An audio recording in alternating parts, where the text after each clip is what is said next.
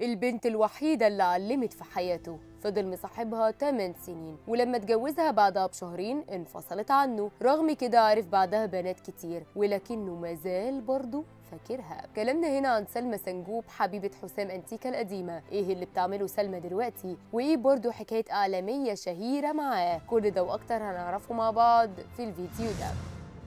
حسام أنتيكا الشاب اللي اسمه لوحده براند في الشغل وفي الحياة الخاصة، ربنا كرمه من وسع. في الشغل هو مصور مشهور وليه جمهور كبير، وفي حياته الخاصة عارف بنات برضه كتير، بس واحدة بس أو اتنين هما اللي علموا في حياته. كلامنا النهارده عن اكتر واحده علمت في حياته، كلامنا عن سلمى سنجوب. سلمى سنجوب وعلى كلامه فهي حب حياته الاهم. اتجوزها وبعدين انفصلوا، ورغم الانفصال ده لسه فاكرها وبيجيب في سيرتها اوقات. قصه حب انتيكا وسلمى سنجوب بدات من زمان خالص. كان عنده 18 سنه وهي عندها 17. بدات برساله على فيسبوك طلب منها فيها التعارف، وهي وافقت وقتها، واتجوزوا بعد 8 سنين. طول السنين دي كانت علاقتهم غير رسميه، وبقت رسميه بعدها على طول انفصلوا بشهور.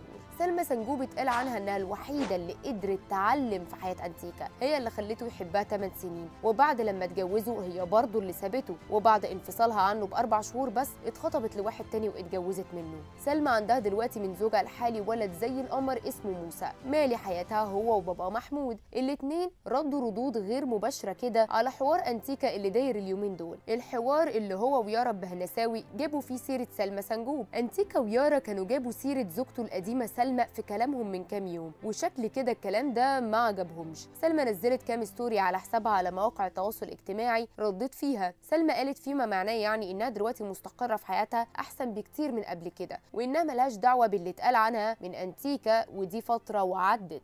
سلمى دلوقتي وزي ما واضح من صفحاتها على السوشيال ميديا فهي مهتمه بالسوشيال ميديا، ومع شغلها في الميديا وعالم البلوجرز هي شغاله برضه في جيم، ده وفقا للي كتبته في البايو عندها على فيسبوك. بس اهم حاجه في حياتها دلوقتي وشغلها الشاغل هو ابنها موسى، ده اللي واخد يومها كله، وفي جزء من اليوم برضه بتدي نصايح للمتابعين بتوعها على السوشيال ميديا. سنجوب ويارا مش هما الاتنين بس اللي دخلوا حياه حسام انتيكا، ده في غيرهم. انتيكا بعد ما انفصل هو وسنجوب بعدها راح خطب الاعلاميه هند عاطف، وخطوبتهم دي انتهت بسرعه شديده، يا دوب شهرين مع بعض واعلنوا الاتنين الانفصال. وخبر انفصالهم ده كان صادم جدا لكل متابعين انتيكا وهند كمان، لانهم حبوهم جدا مع بعض. ودلوقتي حسام متجوز يارا البهنساوي، والجمهور برضه مبسوط بعلاقتهم. ولا انتوا عندكم اي راي تاني؟